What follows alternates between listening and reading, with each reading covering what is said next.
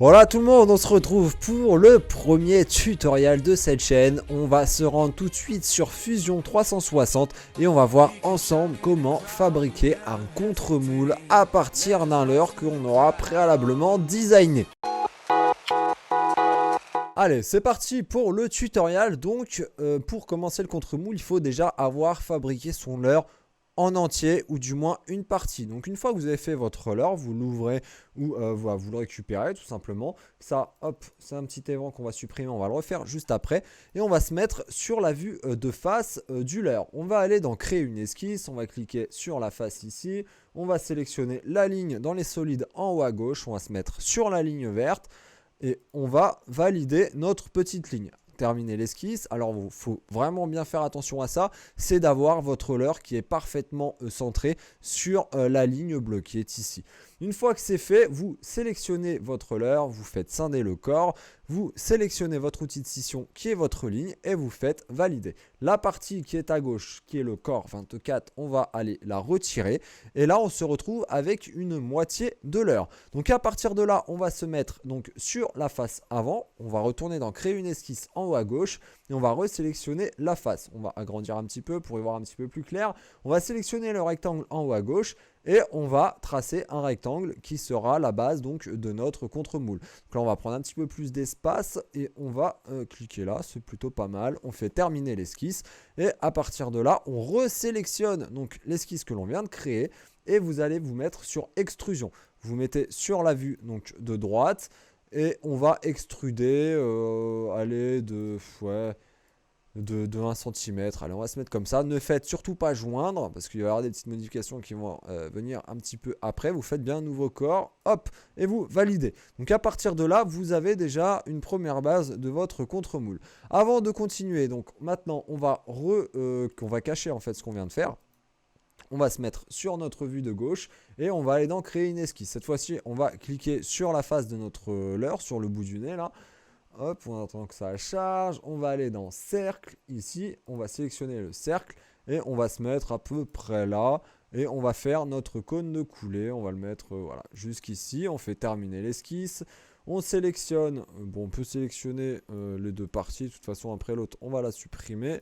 Hop, on va aller dans extrusion et on va faire notre cône de coulée. Donc ne le faites pas uniquement droit, vous avez ce petit arc de cercle qui permet donc de faire voilà, agrandir le diamètre sur le côté du leurre. Donc là on va le mettre à 24 cm. En général, moi ce que je fais, c'est que le cône de coulée, ça c'est un petit conseil parce que quand vous allez couler, il faut qu'il y ait un réservoir. Moi le cône de coulée, je l'appelle un petit peu le réservoir. Et pour essayer d'être proportionnel avec le leurre, j'essaye de faire en sorte que la largeur du cône soit à peu près de la largeur de la tête du leurre. Parce que ce qui va se passer, c'est que si vous faites par exemple un cône qui est voilà, grand comme ça, alors oui, ça va remplir, mais quand vous allez remplir votre leurre, le plastique qui va être là à l'intérieur du cône, eh bien, il va se rétracter. Donc en fait, tout va se rétracter dans le leurre, ce qui va causer des bulles. Donc il faut un réservoir assez grand qui est donc le cône de coulée qui va permettre de puiser du liquide qui est encore dans le cône pour se transférer à l'intérieur du leurre qui continue de couler en fait quand l'intérieur du leurre va se rétracter parce que ça va se rétracter en refroidissant, donc ça va causer des bulles d'air ou des déformations sur les faces du leurre. Donc avoir un grand cône de coulée permet justement d'empêcher ce phénomène de rétractation et d'avoir ces petits défauts sur les leurres.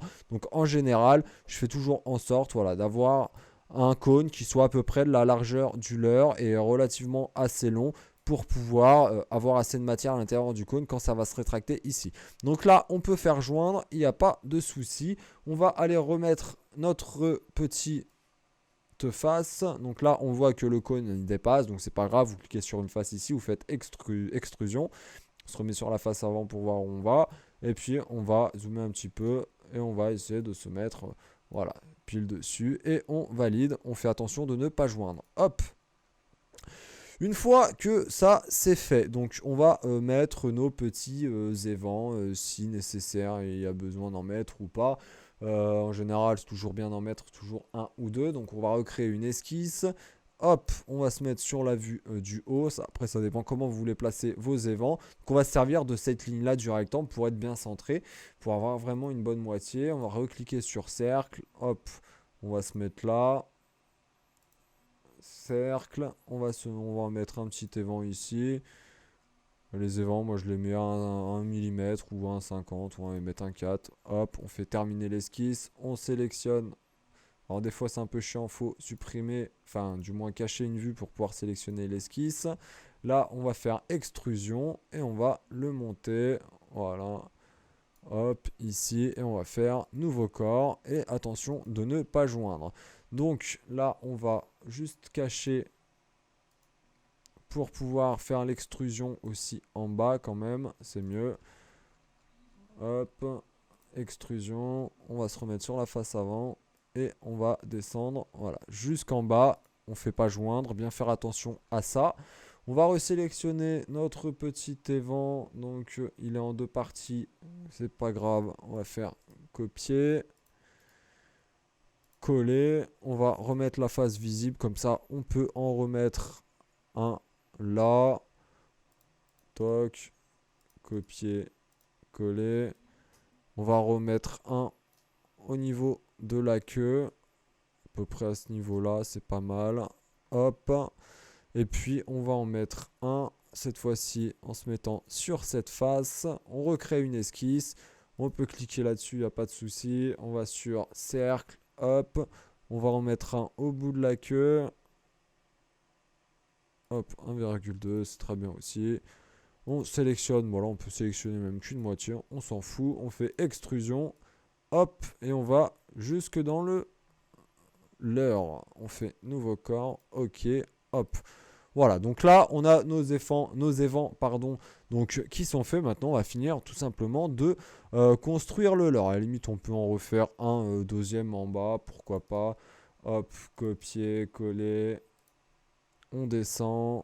Toc. Et là, on est pas mal. Donc maintenant, ce que l'on va faire, c'est qu'on va sélectionner toutes les faces pour fermer tout simplement notre contre-moule. Donc, on va sélectionner ces faces-là. On va faire une extrusion de 5 mm. On ne fait pas joindre. Bien attention à ça. On fait OK. Hop, là, on va faire la même chose ici. Extrusion, 5 mm. Nouveau corps. OK. Là, on va faire une dernière fois en bas. Hop, on sélectionne bien toutes les faces. Extrusion. Hop, 5 mm. Nouveau corps. Et voilà. Et maintenant, on va pouvoir extruder donc en hauteur. Donc, on rechoisit cette face-là. Extrusion. Hop, on va se mettre à combien? Ouais, allez, 50. On fait nouveau corps. Là, on va faire la même chose. On avait dit 50. Toc. Nouveau corps. Et là, on va fermer. Et là, on va fermer tout simplement notre contre-moule. Hop, nouveau corps également. Alors, bien attention quand vous faites un contre-moule de ne surtout pas fermer ici. Parce que vous n'allez jamais pouvoir démouler le moule, tout simplement. Donc le leurre, ça peut être un petit peu relou. Donc moi, ce que je fais, une fois que le contre-moule est imprimé, ici en fait je mets du scotch, comme ça ferme, c'est hermétique. Et puis j'ai pas de souci de fuite. Donc voilà à quoi ressemble notre contre-moule. Donc c'est pas tout à fait terminé, parce qu'après de toute façon on va combiner tous ces objets là. Maintenant on va créer les plots. Donc moi j'utilise des sphères, c'est ce qui est le mieux, parce que des plots cylindriques ça a tendance à casser. Après bon là c'est du RTV, donc ça sera moins fragile, beaucoup moins fragile que du PLA. Donc on va quand même sélectionner le cercle. Hop, il est là, voilà. On va se mettre, on va en mettre allez, un là. On va se mettre à 8, ça suffit largement. On va en faire un autre là, 8 toujours. Et on va en faire un là. Ça me l'a pas validé. Hop, on resélectionne le cercle. Un autre ici. Et un dernier. Juste là. Hop, toujours à 8. Toc. On fait terminer l'esquisse. On va sélectionner nos cercles.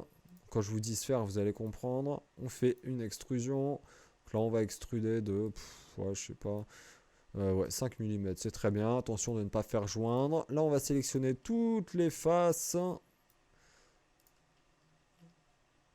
les deux dernières. Et on va aller dans congé pour pouvoir arrondir notre cylindre et en faire tout simplement une demi-sphère. On fait OK. Et là, c'est fait. Donc maintenant, ce qu'il va falloir faire, c'est avoir l'autre côté. C'est pour ça que j'ai pris 1 cm ici. J'aurais très bien pu prendre 4 mm. Mais comme là, on est sur des plots qui font 5 mm, eh bien, on est déjà à la moitié. Donc comme on va faire de toute façon une symétrie, déjà ça on peut l'enlever. Maintenant ce qu'on va faire du coup c'est qu'on va supprimer notre cône de coulée. Donc on va faire tout disparaître, on cache tout. Hop, hop, hop, hop. Tac, voilà. On laisse juste le cône apparent. L'esquisse, on va l'enlever. Enfin l'esquisse. Les vents on va l'enlever. On refait créer une esquisse.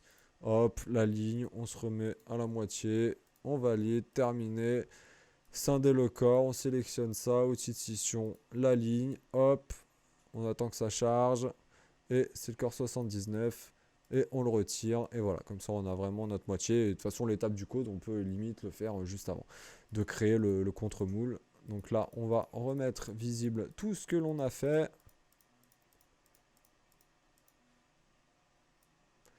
Et maintenant, on va donc créer la seconde partie. Donc, je vais juste isoler les plots. Hop, 1, 2. Vous allez comprendre pourquoi. Celui-là et celui-là. Ça, on va le remonter. Si ça veut bien. Et on sélectionne tout ce que l'on a fait. Et on fait tout simplement combiner. Hop. Là, on est presque à la fin, on a terminé tout simplement. On va faire créer une symétrie miroir, plan de symétrie. On va se mettre de l'autre côté. Hop, on clique sur la face. On fait nouveau corps, parce qu'on ne veut pas que ça soit collé. Donc maintenant, on va re-rendre visible nos petits plots. On va les sélectionner. Hop, on va faire copier, coller. Et on va aller les décaler ici. On va les mettre sur la ligne. On fait OK. Là, on va faire scinder le corps. On sélectionne la partie de droite.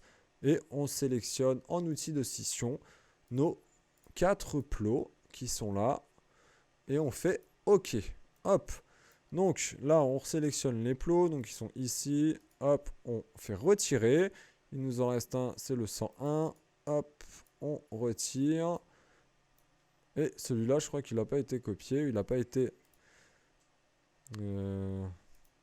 Pourquoi je ne le vois pas de visible? Bon, bah écoutez, c'est pas grave. On va le resélectionner. Ça n'a pas dû le prendre tout à l'heure. Copier. Copier, copier, copier. C'est où copier? C'est là. Coller. Hop. On va le mettre sur la ligne ici. Et on refait scinder le corps. C'est le 108. L'outil de scission, c'est le combien? Bah, c'est le dernier, c'est le 109. Hop. On va se remettre là pour voir ce qu'on supprime. Donc, on enlève le 109 et on enlève le 108. Donc là, on a nos trous de l'autre côté. Maintenant, on va resélectionner ce corps-là. On va resélectionner tous les plots et on fait combiner.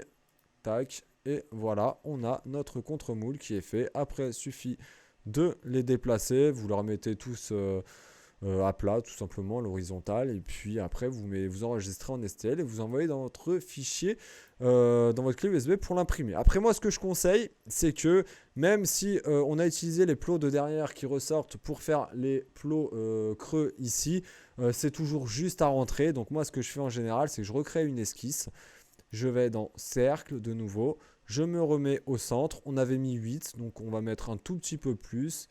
Hop, comme ça, ça va très bien. Comme ça, on est sûr que nos plots puissent bien rentrer une fois que le moule sera imprimé. Donc, on fait la même chose pour les 4. Hop. Et le dernier.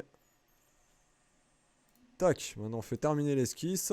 On sélectionne nos 4 esquisses. Bien faire attention de zoomer parce que des fois, vous voyez, ça prend pas. Il y a 2 parties à prendre. La partie intérieure et la partie extérieure. Hop. Et le dernier.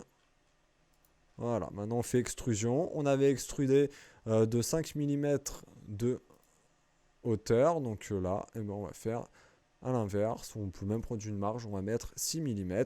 Et là, une fois que votre RTV sera coulé, bah, vous serez sûr que les plots qui seront là, eh bien, ils vont rentrer correctement, vu que ce sera très légèrement plus large. Donc voilà.